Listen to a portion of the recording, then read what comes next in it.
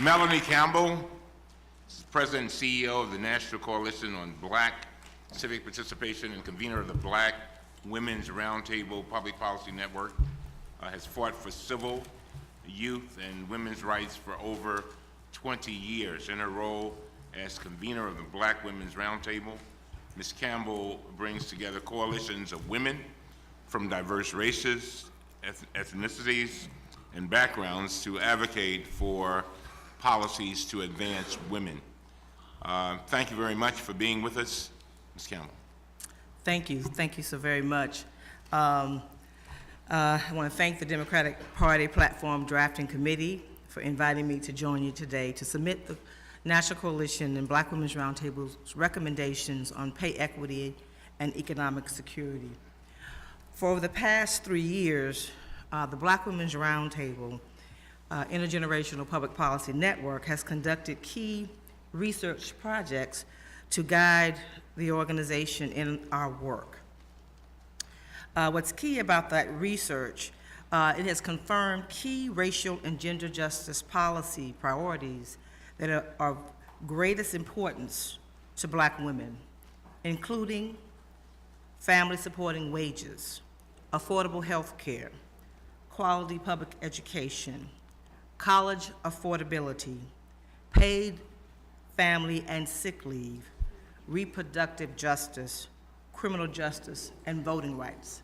And that seems like a very long laundry list, but the reality to be able to discuss pay equity and understanding the lives of Black women and Black families is that there's no one issue. So many issues impact the issues around economic opportunity and prosperity. But if you would indulge me, I have submitted a more robust report, and I will do my very level best to keep into this 1 minute and 30 seconds I see here. That will give more detail, but I would like to take some time to lift up a couple of key things that lay out for Black women over our 3-year reports. Black women still lag behind in the economy. Black women make up more than half of the Black workforce, but are still the most likely of any group of women in America to live in poverty due to in large part to low pay. Since the recession officially ended in 2009, the pace of recovery of jobs, household income, and wealth has been extremely slow, but even slower for African Americans. Although more Black women are working, we've seen the largest decline in earnings between 2009 and 2014. As a result of the differential rates in earnings recovery, Black women have lost ground in closing the racial pay gap. In 2014, Black women earned 70 cents for every dollar earned by white women, down from 80 cents per dollar in 2009. I'm a Southern girl. I'm from the great state of Florida. Good things happen, believe it or not, from there. A lot of bad things, but some good things happen.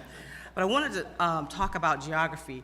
And so when you're talking about the issue of addressing pay equity, that is not a cookie cutter that's just there for one solution, and you have to look at geography. So if you look at the South, the Deep South, Black women's earnings are not uniformly distributed across the nation. Instead, there are specific states that are clear winners and losers. One of the worst states in the country is Mississippi, carrying the dubious distinction of being the worst state in the nation for Black women's earnings, closely followed by Louisiana, South Carolina, and Alabama, and no shock. The best states for earnings for Black women is Maryland, followed by California, New Jersey, and New York. We still lag behind in pay when it comes to the workforce. Black women struggle in retirement years. I have an 80s, my mother just turned, Congresswoman Lee and others, just turned 87 yesterday. So when I got the call to do this, I said, okay, I gotta do this for my mother. And she's a retired teacher. And if it wasn't for Social Security, she would be in a situation. We still lag behind when it comes to retirement security. The average Black woman retires with a wealth of $100. Pretty much goes through life with that. But Social Security, if Social Security were to disappear, the poverty rates of senior Black women would more than double. So Social Security is high in preserving that for Black women. One of the things I also want to talk about were high-wage jobs, and we're talking about the idea of dealing with and addressing pay equity and economic opportunity. Black women still largely are not seen when it comes to high-wage jobs in the tech industry. There are a couple of good things I'd like to say before I close, and that is that we are doing better in some areas. And it has a lot to do with the fact that labor unions make a difference in the working lives of Black women. We do better when we have are protected by collective bargaining agreements. Entrepreneurship, everybody talks about Black women are busting through the doors of opening up businesses. Yes, we are, but it's out of necessity and not necessarily addressing when it comes to equity. Black women are the most likely demographic. We grew 322%. The challenge with this is that although Black women are especially likely to start a business, we fall behind in revenue generation. Businesses owned by Black women tend to produce just under $40,000 annually, to average per firm revenues of over $68,000 for Latina-owned firms, more than $170,000 for Asian American women-owned firms, and nearly $190,000 for firms owned by white women. So you say $40,000 to $190,000, and we understand why we're at $100 in wealth by the time we retire. Some of the good things that we would hope that are elevated in the platform deal with apprenticeship and career and technical education, because a lot of the jobs that are out here now, you can make more money. One of the things that we found in the study that was really, really important that I'd like to, hopefully I didn't miss it, and I may have, I apologize for that. Let me go back, if you let me. I may have torn that off, and I think I did. I apologize for that. I'd like to close on this point. We did some polling with Black women, and so I said, what do Black women want?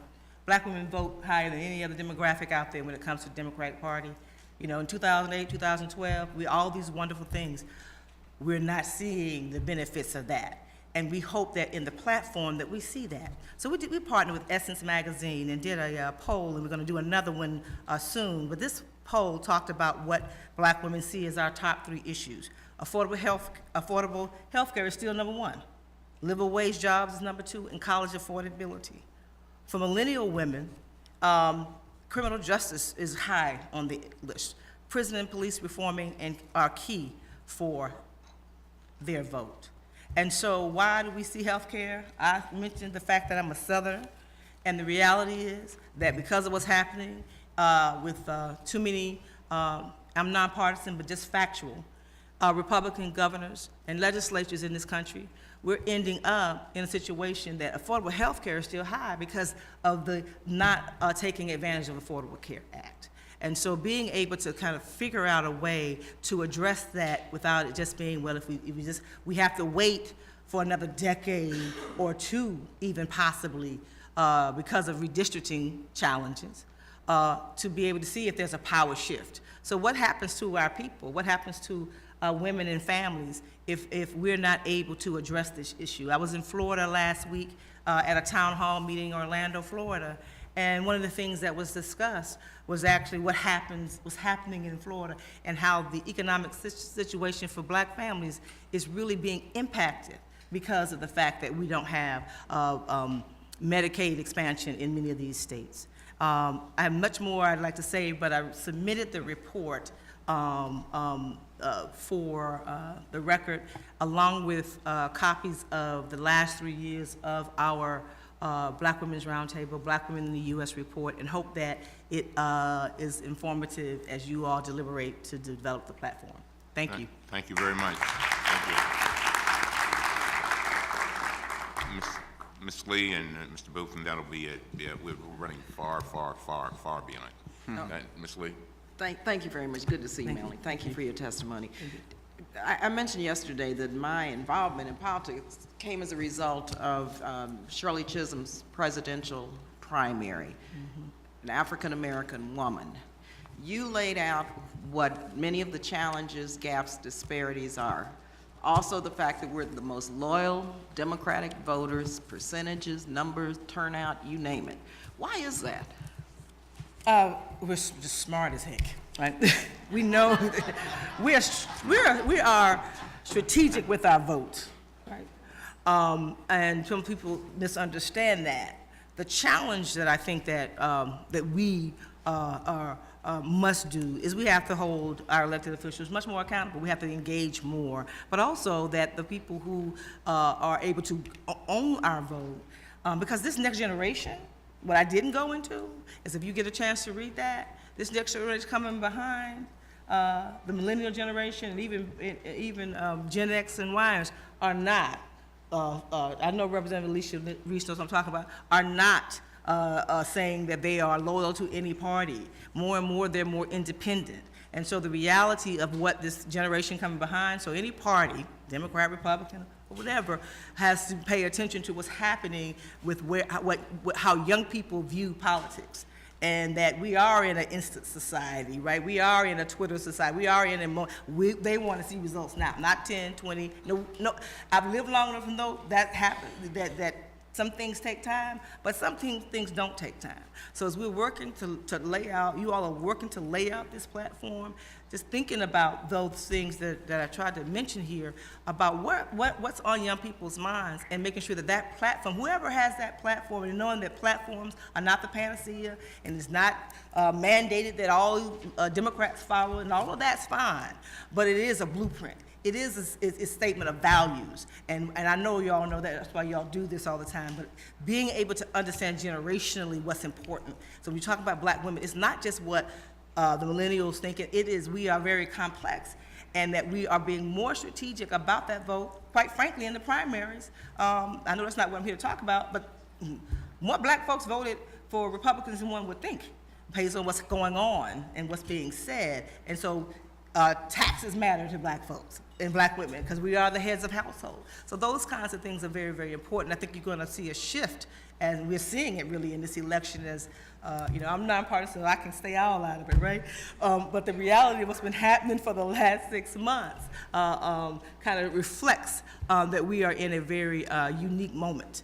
And black women, as being loyal with our vote, are going to be much more strategic, and we need to see, and I've been on the ground month after month after month over these last 6 months, going into states, blue states, red states, purple states, and folks are really tuning in on what happens with this platform will have an impact on whether we see ourselves in being a priority, and it reflects that we are the #1 vote by what's said in this platform. Booth. This is about political geography. You made reference to how pay equity is a more acute issue in some states than others, that it's even worse in Mississippi South. and others. Mm-hmm. You also made reference to the failure of certain states to extend Medicaid under the Affordable Care Act.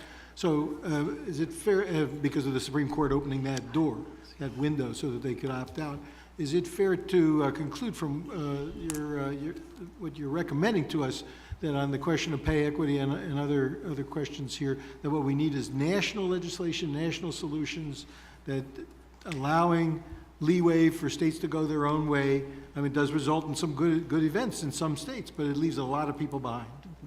I think that there's a lot of legislation that's out here when it comes to, of course, we already have the Paycheck Fairness Act that hasn't been, a lot of things that the President Obama has done through executive order that the next person can come in and wipe away, right? When you talk about equal pay or dealing with work family issues of paid sick days, paid leave, all these kinds of things. So I think being able to have a very comprehensive strategy of pushing what hasn't been able to move, of course, but also thinking about when it comes to geography. One last thing, you brought up the Supreme Court, so I would just be remiss, and people would just write me off. One of the things that I don't know, it's not here for me to speak about, but it sure would be great to see a black woman Supreme Court justice as we look at the fact that what you just mentioned, Paul, about the 3 levels of government and how they impact us, right? executive branch, legislative branch, right? And so the judicial branch needs to be more diverse and reflective. And so as we're looking at this new platform, and I don't know exactly if that fits in what I'm supposed to talk about today, but making sure that we have that kind of thinking about all levels of government and how that impacts us. And there is obviously a gross missing element on the U.S. Supreme Court without having a black woman there. Thank you.